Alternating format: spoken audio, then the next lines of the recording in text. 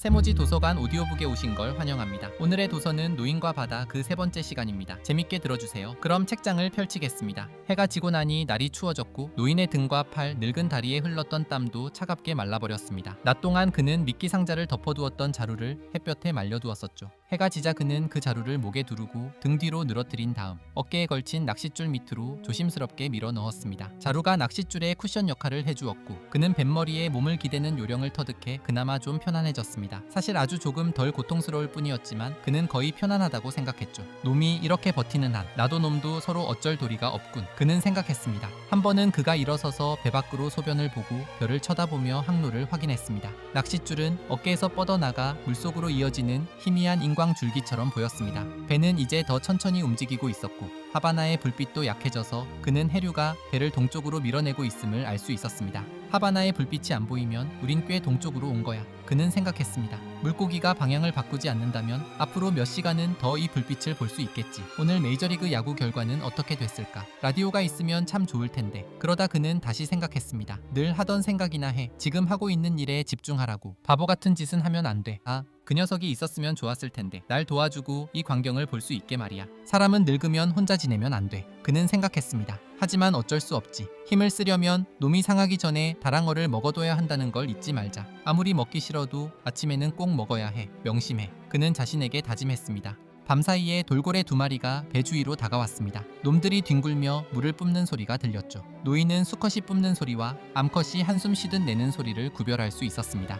좋은 놈들이야, 그가 말했습니다. 장난치고 농담도 하고 서로 사랑하잖아. 놈들은 날치처럼 우리 형제들이지. 그러다 그는 낚싯바늘에 걸린 그 거대한 물고기가 가엽게 느껴지기 시작했습니다. 놈은 정말 기이하고도 훌륭해. 도대체 몇 살이나 먹었을까? 그는 생각했습니다. 이렇게 힘세고 이상하게 행동하는 고기는 처음이야. 점프하면 안 된다는 걸 알 만큼 영리한 건가? 점프하거나 미친 듯이 질주하면 날 끝장낼 수도 있을 텐데 말이야. 어쩌면 전에도 여러 번 낚여본 적이 있어서 이렇게 버티는 게 최선이라는 걸 알고 있는지도 모르지. 놈은 자기를 상대하는 게 고작 한 사람, 그것도 노인이라는 건 모를 거야. 하지만 정말 대단한 고기야. 살코기 상태만 좋다면 시장에서 얼마나 비싸게 팔릴까. 미끼를 물 때도 수컷답게 물더니 당기는 것도 수컷답고 싸우는 모습에도 당황하는 기색이 전혀 없어. 무슨 계획이라도 있는 걸까? 아니면 나처럼 필사적인 걸까? 그는 예전에 청새치 한 쌍 중 한 마리를 낚았을 때를 기억했습니다. 수컷은 항상 암컷에게 먼저 먹이를 양보하죠. 그때 낚인 건 암컷이었는데 놈은 미친 듯이 날뛰며 절망적으로 싸우다 금방 지쳐버렸습니다.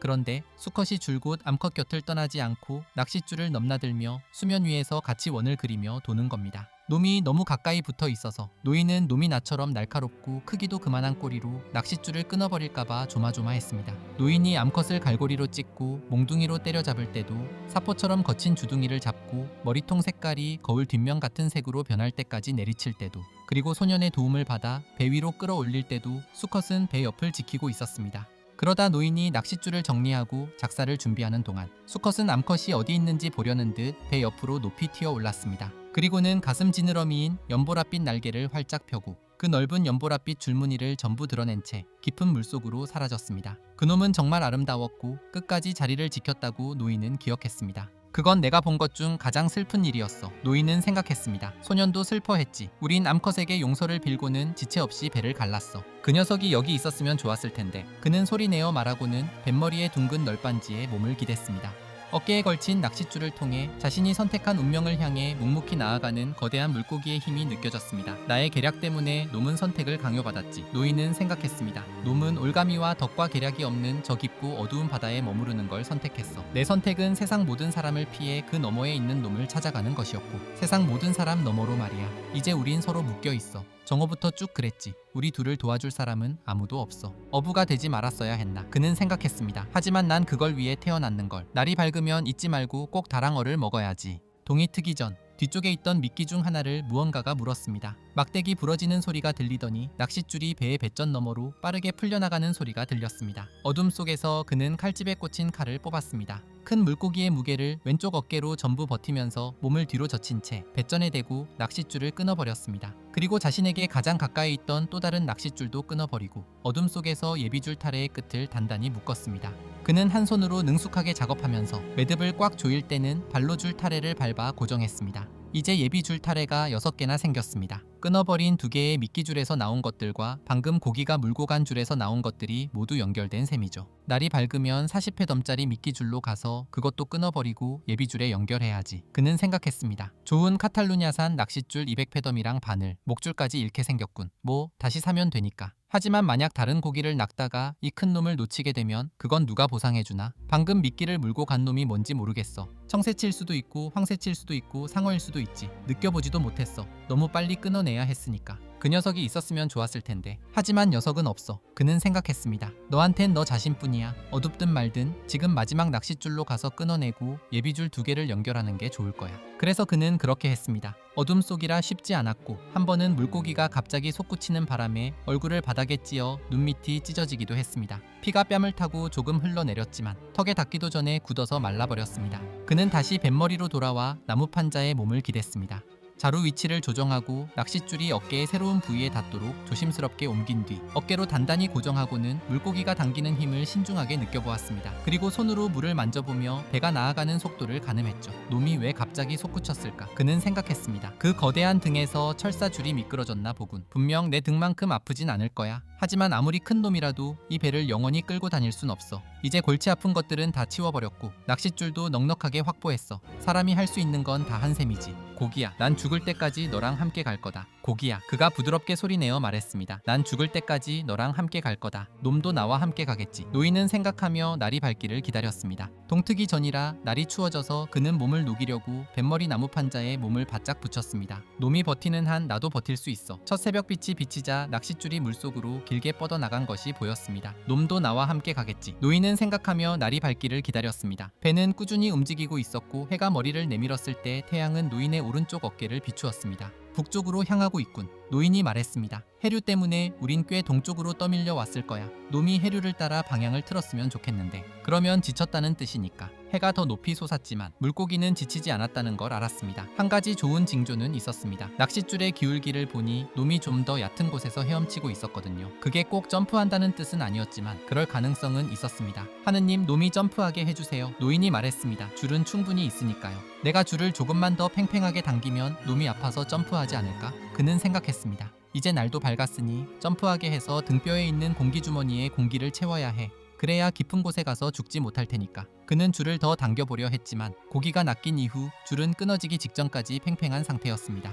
뒤로 몸을 젖혀 당겨보니 줄의 뻣뻣함이 느껴졌고 더 이상 힘을 줄 수 없다는 걸 알았습니다. 절대 확 잡아당기면 안 돼. 그는 생각했습니다. 확 당기면 바늘에 걸린 상처가 벌어지고 그러면 놈이 점프할 때 바늘을 뱉어버릴 수도 있어. 어쨌든 해가 뜨니 기분은 좀 났군. 이번엔 해를 마주 보지 않아도 되니까. 낚싯줄에 노란 해초가 걸려 있었지만 노인은 그게 저항을 더해줄 뿐이라며 오히려 반가워했습니다. 밤새도록 그렇게 많은 인광을 내뿜던 노란 모자반이었습니다. 고기야, 널 무척 사랑하고 존경한다. 하지만 오늘이 가기 전에 널 반드시 죽여버리겠어. 그랬으면 좋겠는데. 작은 새 한 마리가 북쪽에서 배를 향해 날아왔습니다. 꾀꼬리였는데 수면 위를 아주 낮게 날고 있었습니다. 노인은 새가 몹시 지쳐있다는 걸 알 수 있었죠. 새는 배 고물에 내려앉아 쉬었습니다. 그러더니 노인의 머리 주위를 날다가 좀 더 편해 보이는 낚싯줄 위에 앉았습니다. 몇 살이니? 노인이 새에게 물었습니다. 이번이 첫 여행이냐? 새는 노인이 말을 걸자 그를 쳐다보았습니다. 낚싯줄을 살펴볼 기운도 없어 보였고 가느다란 발로 줄을 꽉 움켜쥔 채 비틀거렸습니다. 그 줄 튼튼해. 노인이 말해줬습니다. 너무 튼튼해서 탈이지. 바람도 없는 밤이었는데 왜 그렇게 지쳤니? 새들이 어쩌다 이렇게 됐을꼬. 매들이 바다로 나와 놈들을 노리겠지. 그는 생각했습니다. 하지만 새에게 그런 말은 하지 않았습니다. 어차피 알아듣지도 못할 테고 매에 대해서는 곧 알게 될 테니까요. 푹 쉬어라, 작은 새야. 그리고 가서 사람이나 새나 물고기처럼 운명에 맞서거라.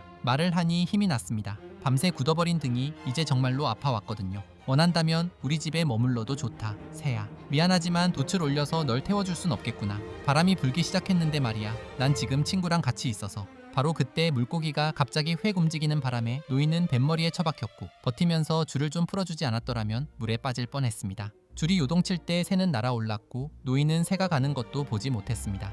그는 오른손으로 조심스럽게 낚싯줄을 만져보다가 손에서 피가 나는 것을 보았습니다. 뭔가 놈을 아프게 했어. 그는 소리내어 말하고는 낚싯줄을 당겨 물고기의 방향을 돌릴 수 있는지 확인했습니다. 하지만 줄이 끊어질 듯 팽팽해지자 그는 그대로 버티며 낚싯줄의 장력에 몸을 맡겼습니다. 이제 너도 좀 아플 거다 고기야. 하느님도 아시다시피 나도 그렇고. 그는 새가 말동무라도 되어줬으면 해서 주위를 둘러보았지만 새는 가고 없었습니다. 오래 머물지 않았구나. 노인은 생각했습니다. 하지만 네가 육지에 닿으려면 더 험한 곳을 지나야 할 텐데. 놈이 한번 획 당겼다고 어떻게 내 손이 베인 거지? 내가 정말 멍청해졌나 봐. 아니면 작은 새를 보며 딴 생각을 했던가. 이젠 내 일에만 집중해야지. 그리고 힘이 빠지지 않게 다랑어를 먹어야겠어. 그 녀석이 있었으면 좋았을 텐데 소금도 좀 있었으면 좋겠고. 그는 낚싯줄의 무게를 왼쪽 어깨로 옮기고 조심스럽게 무릎을 꿇은 뒤 바닷물에 손을 씻었습니다. 1분 넘게 손을 물속에 담그고 핏물이 흩어지는 것과 배가 움직임에 따라 물살이 손에 부딪히는 것을 지켜보았습니다. 놈이 많이 느려졌어. 그가 말했습니다. 노인은 손을 소금물에 좀 더 담그고 싶었지만 물고기가 또 갑자기 요동칠까봐 두려워 일어서서 버티며 손을 태양에 비추어 보았습니다. 낚싯줄에 살짝 쓸린 상처일 뿐이었습니다. 하지만 손을 써야 하는 부위였죠. 이 싸움이 끝나기 전에 손이 꼭 필요할 텐데 시작도 하기 전에 상처가 나다니 달갑지 않았습니다. 자, 손이 마르자 그가 말했습니다. 이제 작은 다랑어를 먹어야지. 갈고리로 끌어당겨서 여기서 편하게 먹을 수 있겠어. 그는 무릎을 꿇고 고물 밑에 있는 다랑어를 갈고리로 찾아 낚싯줄 뭉치를 건드리지 않게 조심하며 끌어당겼습니다. 왼쪽 어깨로 낚싯줄을 지탱하고 왼손과 팔로 버티면서 갈고리에서 다랑어를 빼내고 갈고리는 제자리에 두었습니다. 그는 물고기 위에 한쪽 무릎을 올리고 머리 뒤쪽부터 꼬리까지 검붉은 살코기를 길게 잘라냈습니다. 등뼈 옆에서 배 쪽으로 내려오며 쐐기 모양으로 잘라냈죠. 6조각을 잘라낸 뒤 뱃머리 나무 판자 위에 펼쳐놓고 칼을 바지에 문질러 닦은 다음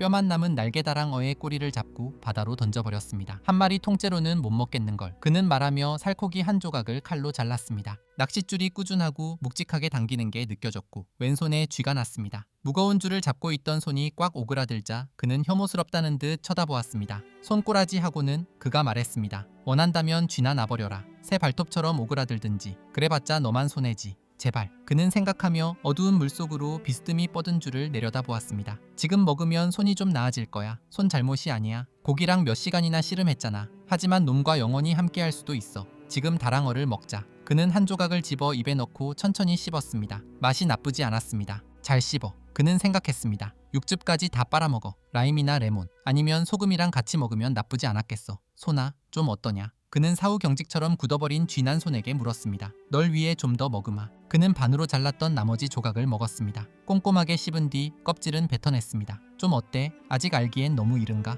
그는 또 다른 조각을 통째로 집어 씹었습니다. 피가 아주 많은 튼튼한 고기야. 그는 생각했습니다. 만세기 대신 이걸 잡은 게 행운이었어. 만세기는 너무 달거든. 이건 단맛이 거의 없고 힘이 넘치는 맛이야. 하지만 실용적인 것 말고는 의미가 없어. 그는 생각했습니다. 소금이 좀 있었으면 해가 남은 고기를 썩게 할지 말려버릴지 모르니 배가 안 고파도 다 먹어두는 게 낫겠어. 고기는 얌전하고 꾸준해. 다 먹고 나서 준비해야지. 참아라 소나. 그가 말했습니다. 널 위해서 먹는 거야. 물고기한테도 좀 먹여줄 수 있으면 좋을 텐데. 그는 생각했습니다. 놈은 내 형제니까. 하지만 놈을 죽이려면 내가 힘을 내야 해. 그는 쐐기 모양으로 자른 고기를 천천히 그리고 성실하게 다 먹었습니다. 그는 허리를 펴고 바지에 손을 닦았습니다. 자, 그가 말했습니다. 이제 낚싯줄은 놔도 된다. 소나. 네가 그 멍청한 짓을 그만둘 때까지 오른팔 혼자 감당하마. 그는 왼손이 잡고 있던 무거운 줄을 왼발로 밟고 등으로 줄을 버티며 뒤로 누웠습니다. 하느님 제발 쥐가 풀리게 해주세요. 그가 말했습니다. 놈이 어떻게 나올지 모르니까요. 하지만 놈은 차분해 보여. 그는 생각했습니다. 자기 계획대로 움직이는 것 같아. 근데 놈의 계획은 뭘까? 그리고 내 계획은? 놈이 워낙 크니까 내 계획은 놈한테 맞춰서 즉흥적으로 짜야 해. 놈이 점프하면 죽일 수 있어. 하지만 영원히 밑에 머문다면? 그럼 나도 놈이랑 영원히 머물러야지. 그는 쥐난 손을 바지에 문지르며 손가락을 펴보려고 했습니다. 하지만 펴지지 않았습니다. 해가 뜨면 펴지겠지. 그는 생각했습니다. 강하고 싱싱한 다랑어가 소화되면 펴질 거야. 꼭 써야 한다면 무슨 수를 써서라도 펴야지. 하지만 지금 억지로 펴고 싶진 않아. 저절로 펴지게 스스로 돌아오게 놔두자. 여러 낚싯줄을 끊고 있느라 밤새 내가 너무 혹사했어. 그는 바다를 바라보며 자신이 지금 얼마나 고독한지 깨달았습니다. 하지만 깊고 어두운 물속의 프리즘과 앞쪽으로 뻗어나가는 낚싯줄 그리고 잔잔한 바다의 기묘한 너울거림을 볼 수 있었습니다. 무역풍이 불어오려는지 구름이 뭉게뭉게 피어올랐고 앞쪽을 바라보니 야생 오리떼가 하늘을 배경으로 또렷하게 보였다가 흐릿해졌다가 다시 또렷해지는 모습이 보였습니다. 그는 바다 위에서는 그 어떤 사람도 결코 혼자가 아니라는 걸 알았습니다. 어떤 사람들은 작은 배를 타고 육지가 안 보이는 곳에 있는 걸 두려워한다는 생각이 났습니다. 날씨가 갑자기 나빠지는 달에는 그게 맞는 말이죠. 하지만 지금은 허리케인이 오는 달이고 허리케인만 없다면 이때가 1년 중 제일 좋은 날씨였습니다. 바다에 있으면 허리케인이 오기 며칠 전부터 하늘의 징조가 보입니다. 육지 사람들은 뭘 봐야 하는지 몰라서 못 보지 하고 그는 생각했습니다. 육지에서는 구름 모양이 좀 달라 보이기도 하고 어쨌든 지금 허리케인은 안 와. 하늘을 보니 흰 뭉게구름이 맛있는 아이스크림 더미처럼 쌓여 있고 그 위로 높은 9월의 하늘에 새털구름이 깃털처럼 떠 있었습니다. 가벼운 산들 바람이군. 그가 말했습니다. 고기야, 너보단 나한테 더 좋은 날씨다.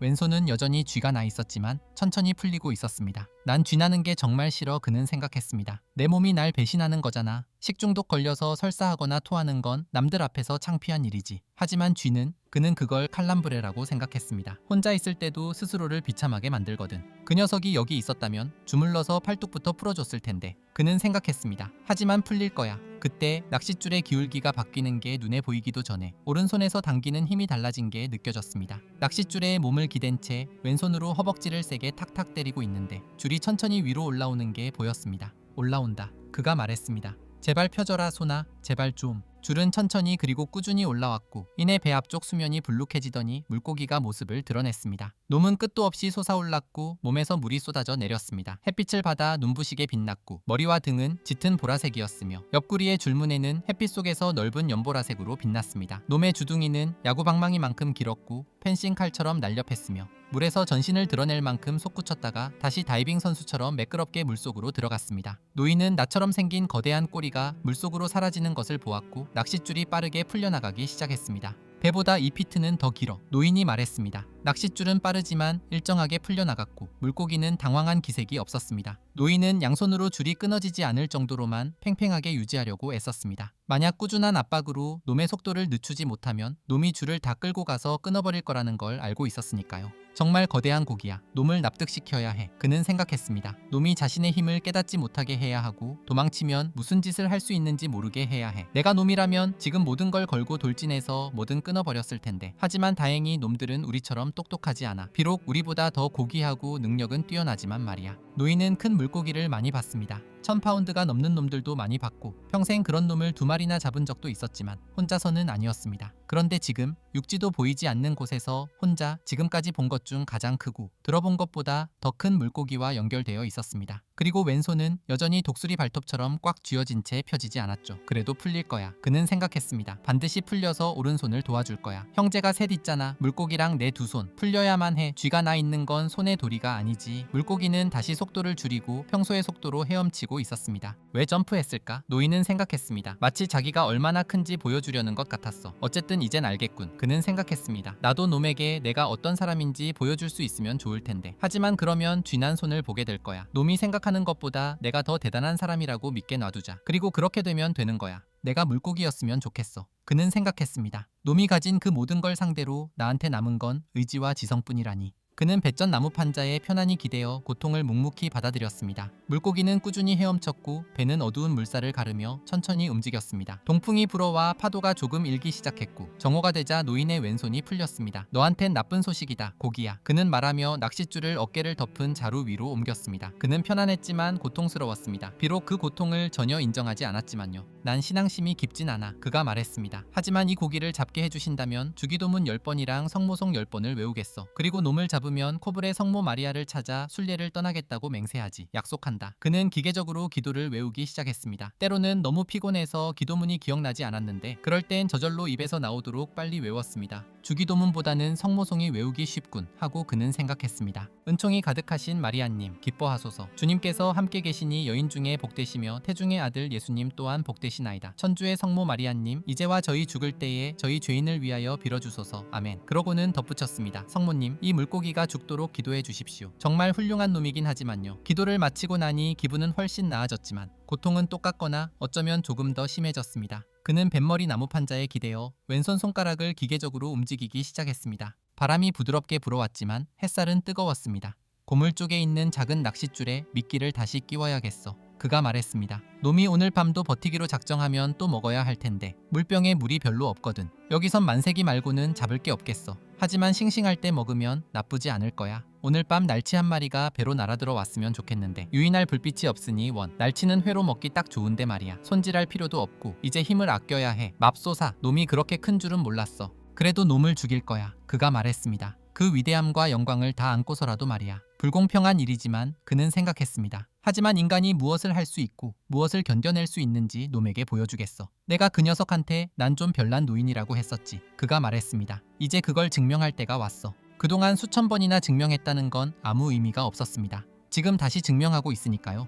매번이 새로운 시작이었고 그는 그 일을 할 때 과거에 대해서는 결코 생각하지 않았습니다. 놈이 자고 나도 자면서 사자 꿈이나 꿨으면 좋겠는데 그는 생각했습니다. 왜 남은 거라곤 사자들 뿐일까? 생각하지 마, 늙은이. 그는 자신에게 말했습니다. 나무 판자에 편안히 기대서 아무 생각도 하지 마. 놈은 일하고 있잖아. 넌 가능한 한 적게 일해. 오후로 접어들었지만 배는 여전히 천천히 그리고 꾸준히 움직이고 있었습니다. 하지만 동풍이 불어와 저항이 좀 더 거세졌고 노인은 잔물결을 타며 부드럽게 움직였습니다. 등 뒤를 파고드는 낚싯줄의 고통도 자연스럽고 익숙하게 다가왔습니다. 오후에 한번 낚싯줄이 다시 떠오르기 시작했습니다. 하지만 물고기는 약간 더 얕은 수심에서 계속 헤엄칠 뿐이었습니다. 해가 노인의 왼쪽 팔과 어깨 그리고 등을 비추었습니다. 그래서 그는 물고기가 북쪽에서 동쪽으로 방향을 틀었다는 걸 알았습니다. 한번 놈을 보고 나니 보라색 가슴 지느러미를 날개처럼 활짝 펴고 거대하고 꼿꼿한 꼬리로 어둠을 가르며 물속을 헤엄치는 모습이 눈에 그려졌습니다. 저 깊은 곳에서 놈은 얼마나 볼 수 있을까? 노인은 생각했습니다. 놈의 눈은 거대해. 눈이 훨씬 작은 말도 어둠 속에서 볼 수 있는데 말이야. 예전에 나도 어둠 속에서 꽤 잘 봤었지. 아주 캄캄한 어둠 속은 아니더라도 고양이만큼은 봤었는데 햇볕과 손가락 운동 덕분에 왼손의 쥐는 이제 완전히 풀렸습니다. 그는 왼손에 힘을 더 싣고 등 근육을 으쓱거리며 밧줄의 고통을 조금 덜어냈습니다. 네가 지치지 않았다면 그가 소리내어 말했습니다. 넌 정말 이상한 놈이다. 그는 이제 몹시 피곤했고 곧 밤이 오리라는 걸 알았습니다. 그래서 다른 생각을 하려고 애썼습니다. 그는 메이저리그를 생각했습니다. 그에게는 그란 리가스였죠. 뉴욕 양키스가 디트로이트 타이거스와 경기하고 있다는 걸 알고 있었습니다. 오늘로 이틀째 경기 결과를 모르는군. 그는 생각했습니다. 하지만 자신감을 가져야 해. 발뒤꿈치에 뼈가 자라는 통증을 안고도 모든 걸 완벽하게 해내는 위대한 디마지오에게 부끄럽지 않도록 말이야. 뼈 돌기가 뭐지? 그는 자문했습니다. 운 에스푸엘라 대 우에소. 우린 그런 거 없는데 싸움 딱 발뒤꿈치에 닿는 박차만큼 아픈 건가? 난 그 고통을 아니면 한쪽 눈이나 두 눈을 다 잃고도 싸움닭처럼 계속 싸울 수 있을 것 같지 않아. 인간은 저 위대한 새나 짐승들에 비하면 별거 아니지. 그래도 난 저 바다 어둠 속에 있는 저 짐승이 되고 싶어. 상어만 안 온다면 말이야. 그가 소리내어 말했습니다. 상어가 오면 놈이나 나나 하느님이 굽어 살피셔야지. 위대한 디마지오라면 나처럼 이렇게 오랫동안 물고기랑 버틸 수 있을까? 그는 생각했습니다. 물론이겠지. 젊고 힘도 세니까 나보다 더 잘할 거야. 게다가 아버지가 어부였잖아. 하지만 뼈돌기가 너무 아프면 어쩌지? 모르겠군. 그가 소리내어 말했습니다. 난 뼈돌기 같은 거 안 나봐서.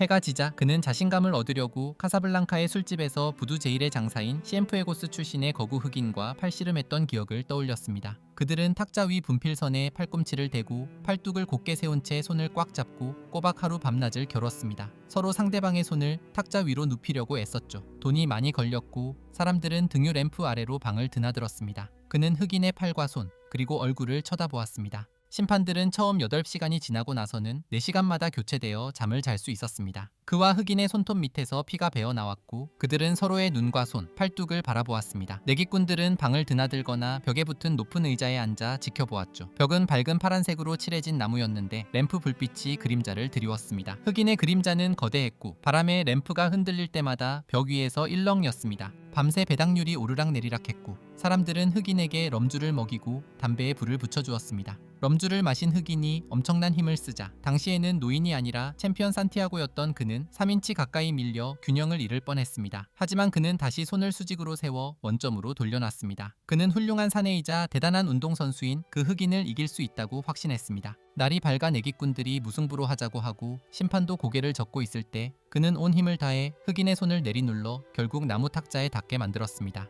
일요일 아침에 시작된 시합이 월요일 아침에 끝난 겁니다. 내기꾼들 대부분이 부두에서 설탕 자루를 나르거나 하바나 석탄 회사로 출근해야 해서 무승부를 원했었죠. 어쨌든 그는 끝을 냈고 사람들이 출근하기 전에 끝냈습니다. 그 후 오랫동안 사람들은 그를 챔피언이라고 불렀고 봄에 재경기가 열렸습니다. 하지만 돈은 별로 걸리지 않았고 그는 아주 쉽게 이겼습니다. 첫 경기에서 시엠프에고스 흑인의 자신감을 완전히 꺾어버렸기 때문이죠. 그 후 몇 번 더 시합했지만 그걸로 끝이었습니다. 그는 마음만 먹으면 누구든 이길 수 있다고 판단했고 낚시하는 데 쓰는 오른손에 좋지 않다고 생각했기 때문입니다. 왼손으로 몇 번 연습 경기를 해봤지만 왼손은 항상 배신자였고 시키는 대로 하지 않아서 믿을 수가 없었습니다. 이제 햇볕에 잘 구워졌으니 괜찮을 거야. 그는 생각했습니다. 밤에 너무 춥지만 않으면 다시 쥐가 나진 않겠지. 오늘 밤은 또 무슨 일이 일어날까? 비행기 한 대가 마이애미로 향해 머리 위를 지나갔고 그는 비행기 그림자에 놀라 튀어오르는 날치대를 지켜보았습니다. 날치가 저렇게 많으면 만세기도 있을 텐데 그는 말하며 낚싯줄을 뒤로 당겨 물고기를 조금이라도 끌어올릴 수 있는지 확인해 보았습니다.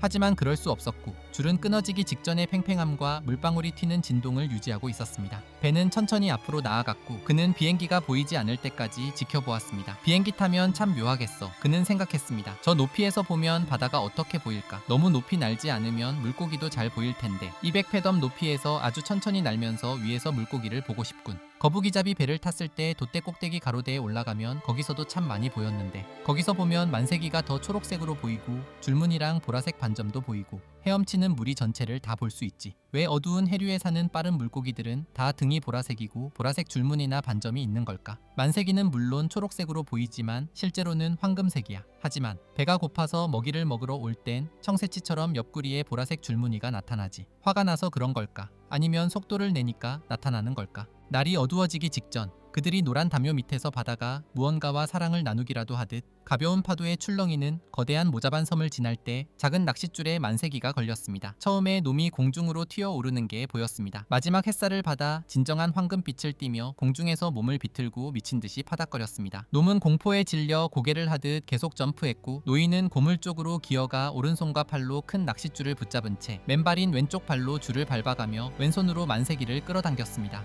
물고기가 고물까지 끌려와 필사적으로 좌우로 요동칠 때 노인은 몸을 숙여 보라색 반점이 있는 그 번쩍이는 황금색 물고기를 배 위로 들어 올렸습니다. 놈은 턱을 경련하듯 빠르게 딱딱거리며 바늘을 물어뜯으려 했고 길고 납작한 몸통과 꼬리, 머리로 배 바닥을 탕탕 쳤습니다. 노인이 번쩍이는 황금빛 머리를 몽둥이로 내리치자 놈은 부르르 떨더니 잠잠해졌습니다. 노인은 바늘을 빼고 다시 정어리 미끼를 끼워 줄을 던져 넣었습니다. 그러고는 천천히 뱃머리로 돌아왔습니다. 왼손을 씻어 바지에 닦았습니다. 그리고 무거운 낚싯줄을 오른손에서 왼손으로 옮겨잡고 바다로 가라앉는 태양과 큰 낚싯줄의 기울기를 지켜보며 바닷물에 오른손을 씻었습니다. 놈은 전혀 달라지지 않았어. 그가 말했습니다. 하지만 손에 부딪히는 물살을 보니 확실히 느려진 걸 알 수 있었습니다. 고물 쪽에 노 2개를 묶어두면 밤에는 놈의 속도가 줄어들 거야. 그가 말했습니다. 놈도 밤새 꽤 괜찮았고 나도 그랬지. 피를 보존하려면 만세기 배를 좀 나중에 가르는 게 낫겠어. 그는 생각했습니다. 이따가 하면서 노를 묶어 저항을 만들면 되겠군. 지금은 고기를 얌전하게 두고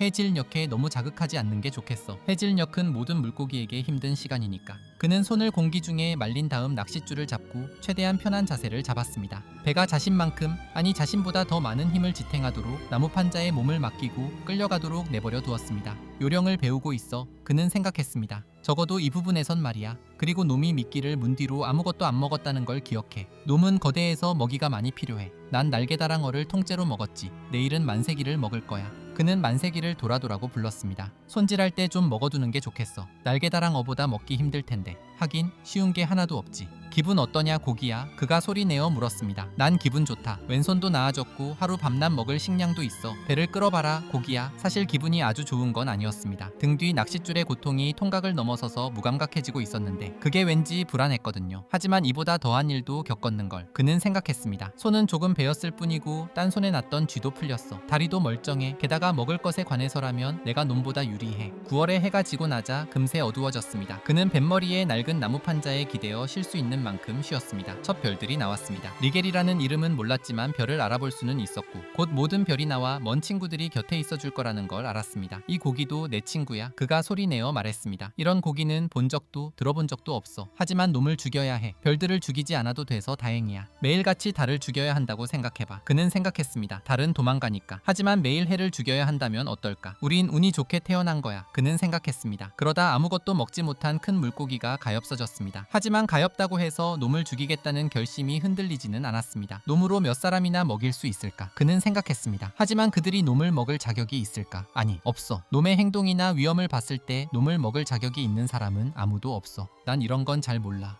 하지만 해나 달이나 별을 죽일 필요가 없어서 다행이야. 바다에서 살며 진정한 우리 형제들을 죽이는 것만으로도 충분히 벅차니까. 자, 그는 생각했습니다. 이제 저항을 만들 생각을 해야지. 위험할 수도 있고 좋을 수도 있어. 놈이 힘을 쓰는데 노를 묶어둔 저항 때문에 배가 가벼움을 잃으면 줄을 너무 많이 뺏겨서 놈을 놓칠 수도 있어. 배가 가벼우면 우리 둘 다 고통이 길어지겠지만 그게 내 안전장치야. 놈은 아직 한 번도 안 쓴 엄청난 속도를 가지고 있거든. 무슨 일이 있어도 만색이 배를 갈라야 해. 상하지 않게 하고 나도 좀 먹어서 힘을 내야지. 1시간만 더 쉬자. 놈이 확실히 진정된 걸 확인하고 뒤로 가서 작업하고 결정을 내리는 거야. 그동안 놈이 어떻게 나오는지 변화가 있는지 지켜봐야지. 노를 쓰는 건 좋은 요령이지만 지금은 안전을 택할 때야. 놈은 여전히 쌩쌩해. 바늘이 입가에 걸려서 입을 꽉 다물고 있는 걸 봤어. 바늘의 고통은 아무것도 아니야. 굶주림의 고통, 그리고 뭔지 모를 상대와 싸우는 고통이 전부지. 이제 쉬어라 늙은이. 다음 임무가 올 때까지 놈이 일하게 놔둬. 그는 2시간쯤 쉰 것 같았습니다. 달이 늦게 뜨는 날이라 시간을 가늠할 길이 없었습니다. 사실 쉬는 것도 아니었죠.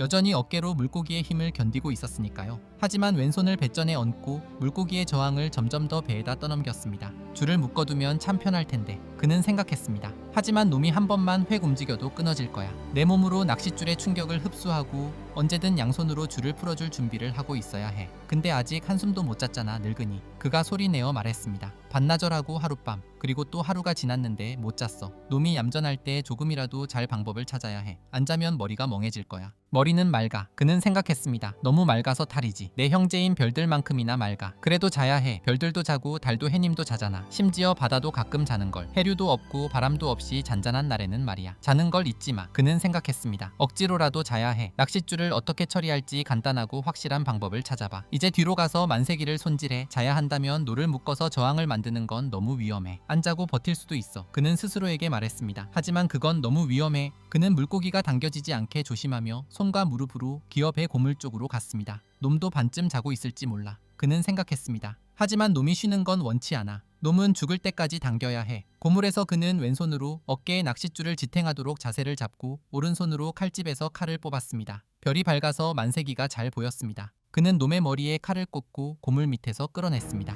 한쪽 발로 물고기를 밟고 항문부터 아래턱 끝까지 빠르게 갈랐습니다. 칼을 내려놓고 오른손으로 내장을 깨끗이 긁어내고 아가미도 떼어냈습니다. 위장이 묵직하고 미끌미끌해서 갈라보니 날치 2마리가 들어있었습니다. 싱싱하고 단단했습니다. 그는 날치를 나란히 놓고 내장과 아가미는 배 밖으로 던졌습니다. 그것들은 물속에 인광 궤적을 남기며 가라앉았습니다. 별빛 아래 만세기는 차갑고 문둥병처럼 회백색으로 변해 있었습니다. 노인은 오른발로 물고기 머리를 밟고 한쪽 껍질을 벗겼습니다. 그리고 뒤집어서 반대쪽 껍질도 벗기고 머리부터 꼬리까지 양쪽 살을 발라냈습니다. 그는 뼈를 바다로 밀어넣고 물살이 있는지 살펴봤습니다. 하지만 천천히 가라앉는 빛뿐이었습니다. 그는 날치 2마리를 만세기 포 뜬 것 속에 넣고 칼을 칼집에 꽂은 뒤 천천히 뱃머리로 기어갔습니다.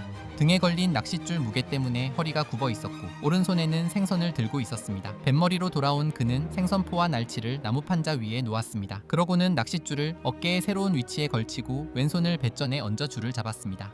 배 밖으로 몸을 내밀어 날치를 씻으며 손에 닿는 물살의 속도를 확인했습니다. 생선 껍질을 벗기느라 손에서 인광이 났고 그는 손에 흐르는 물살을 지켜보았습니다. 물살이 약해졌습니다. 손 옆면을 배 판자에 문지르자 인광 입자들이 떨어져 나가 천천히 배 뒤쪽으로 떠내려갔습니다. 놈이 지쳤거나 쉬고 있어 노인이 말했습니다. 이제 이 만세기를 먹고 좀 쉬면서 눈 좀 붙여야겠어. 점점 더 추워지는 밤 별빛 아래서 그는 내장을 빼고 머리를 자른 날치 1마리와 만세기 포 반쪽을 먹었습니다. 만세기는 익혀 먹으면 참 맛있는데 그가 말했습니다. 날로 먹으면 참 형편없단 말이야. 다신 소금이나 라임 없이 배를 타나봐라. 머리가 있었으면 하루 종일 뱃머리에 물을 뿌려 말려서 소금을 만들었을 텐데 그는 생각했습니다. 하지만 해질 역해야 만세기를 잡았잖아. 그래도 준비가 부족했어. 어쨌든 잘 씹어 먹었고 속도 괜찮아. 동쪽 하늘에 구름이 끼면서 아는 별들이 하나둘 사라졌습니다. 마치 거대한 구름 협곡으로 들어가는 것 같았고 바람도 잦아들었습니다. 서너새 뒤면 날씨가 나빠지겠어. 하지만 오늘 밤이랑 내일은 아니야. 자 늙은이 고기가 얌전할 때 잘 준비를 해.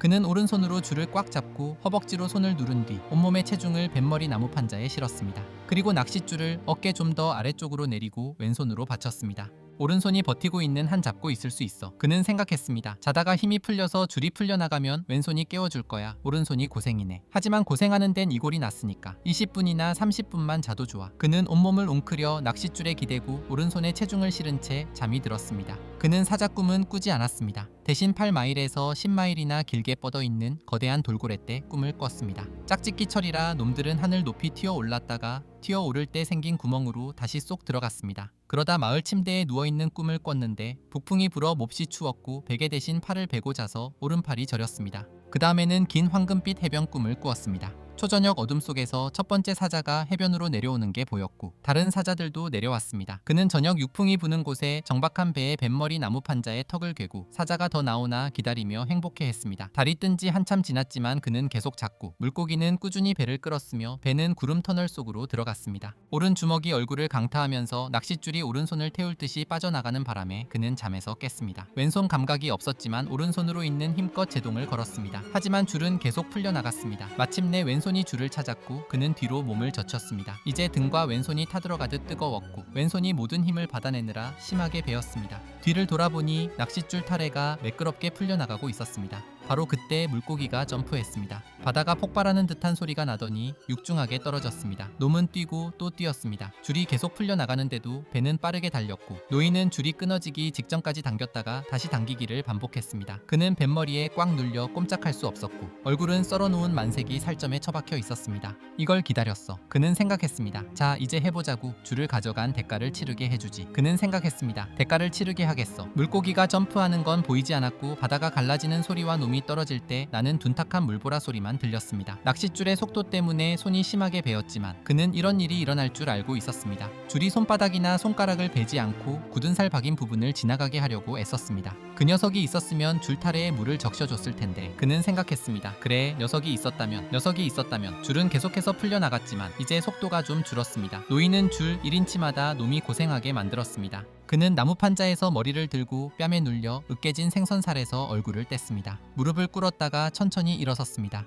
줄을 내어주고 있었지만 속도는 점점 느려지고 있었습니다. 그는 발로 보이지 않는 줄, 타래를 느낄 수 있는 곳까지 뒤로 물러났습니다. 줄은 아직 많이 남아 있었고 이제 물고기는 물속에 풀린 그 많은 새 낚싯줄의 마찰력까지 끌고 가야 했습니다. 그래, 그는 생각했습니다. 놈은 12번도 넘게 점프했고 등 공기주머니에 공기가 가득 찼어. 이제 내가 끌어올리지 못할 깊은 곳으로 가서 죽진 못해. 곧 원을 그리며 돌기 시작할 테고 그럼 내가 손을 써야지. 뭐가 놈을 갑자기 저렇게 만들었을까? 배고파서 필사적이 된 걸까? 아니면 밤에 뭘 보고 놀란 걸까? 갑자기 공포를 느꼈나? 그토록 차분하고 강한 놈이었는데 겁도 없고 자신감 넘쳐 보였는데 말이야. 이상하군. 너부터 겁먹지 말고 자신감을 가져, 늙은이. 그가 말했습니다. 다시 잡고 있잖아. 줄을 감을 순 없지만 곧 놈이 돌기 시작할 거야. 노인은 왼손과 어깨로 놈을 붙잡은 채 몸을 숙여 오른손으로 물을 떠서 얼굴에 묻은 으깨진 만색이 살점을 씻어냈습니다. 속이 메스꺼워져서 토하게 되면 힘이 빠질까봐 걱정되었거든요. 얼굴을 닦고 나서 그는 배 밖으로 오른손을 씻고 소금물에 담근 채 해 뜨기 전 첫 여명이 밝아오는 것을 지켜보았습니다. 거의 동쪽으로 향하고 있어. 그는 생각했습니다. 지쳐서 해류를 따라가고 있다는 뜻이야. 곧 돌기 시작할 거야. 그럼 진짜 싸움이 시작되는 거지. 오른손을 충분히 담갔다고 생각한 그는 손을 꺼내 살펴보았습니다. 나쁘지 않아. 그가 말했습니다. 고통쯤이야 사내한테 별거 아니지. 그는 상처난 부위에 줄이 닿지 않게 조심스럽게 잡고 반대쪽 바다에 왼손을 담글 수 있게 체중을 옮겼습니다. 쓸모없는 것치곤 꽤 잘했어. 그는 왼손에게 말했습니다. 한순간 감각이 없어서 널 못 찾긴 했지만 왜 난 양손을 다 잘 쓰게 태어나지 못했을까? 그는 생각했습니다. 훈련을 제대로 안 시킨 내 탓일지도 몰라. 하지만 하느님도 아시다시피 배울 기회는 충분히 있었어. 그래도 밤새 꽤 잘 버텼어. 쥐도 한 번밖에 안 났다고. 또 쥐가 나면 그땐 줄에 잘려나가 버려라. 이런 생각을 하자 머리가 맑지 않다는 걸 깨닫고 만세기를 좀 더 먹어야겠다고 생각했습니다. 하지만 못 먹겠어.